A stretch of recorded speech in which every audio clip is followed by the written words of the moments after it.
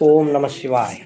Shorthand dictation, uh, 88 words per minute, 10 minutes speed. National Shorthand School Book, Vishakhapatnam, code SL-6. Now be ready.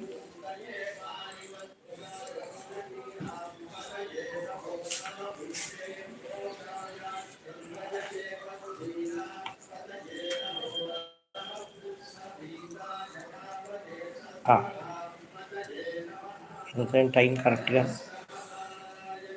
8:25, 24.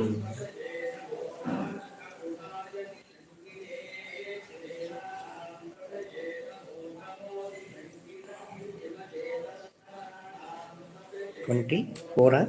Yes, sir. 8, 25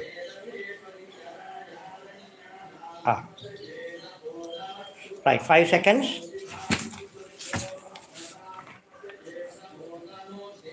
Now write down.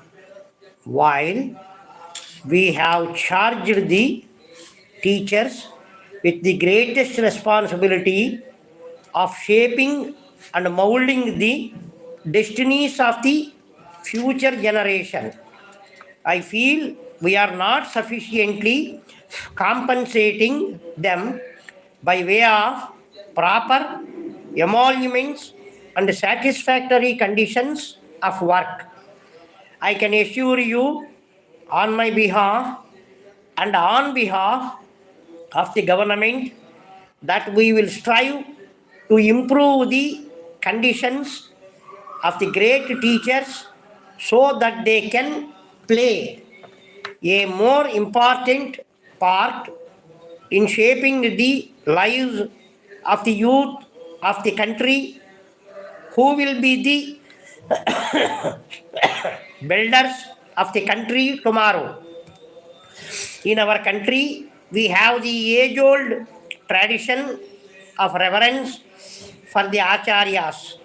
In fact, next to the parents, the teacher is accorded the higher honor, and the majority of our teachers in the past have taken to their work with a missionary spirit, and in spite of heavy odds and adverse circumstances, they have devoted themselves, hearts and soul of the task, building a national educational system suited to the aspirations of our people.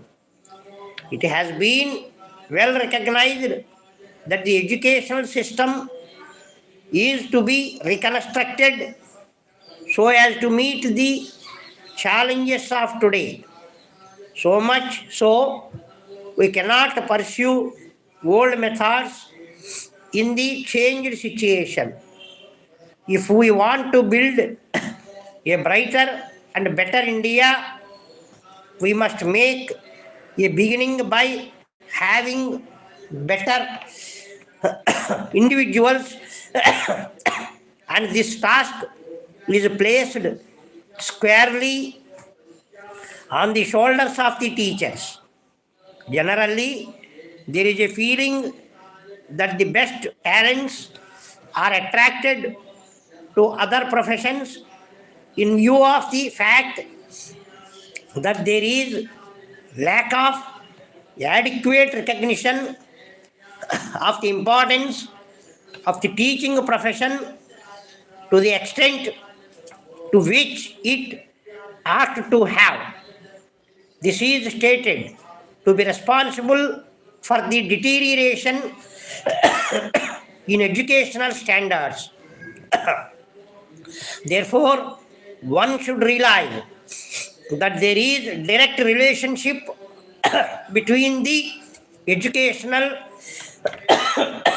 standards and the importance of teaching profession. Unless the talents are attracted to the profession of teaching, there cannot be any improvement in the educational standards. We should also remember that democracy demands discipline on the part of citizens. Unless and until there is discipline, nothing can be achieved. We have to remember time and again that education is the greatest and most powerful instrument of social and economic change by which a democracy establishes, maintains, and protects the spirit of equality among its members. The responsibility for making a provision for good education of the children and youth rests ultimately on the society. It must therefore take the necessary steps to see that the best producers of the educational system get into the teaching profession. This implies that society should give due recognition and honor to its teachers and also provide them with reasonable conditions of work and service and adequate academic freedom to leave to them proper scope, initiative, creativity, and spirit of experimentation. If it is so, there is no doubt that it will have good teachers to begin with and ultimately good education for our youth. There is an intimate relationship between the competence and dedication of the teaching community on the one hand and the society's awareness of its responsibilities towards the teaching community on the other.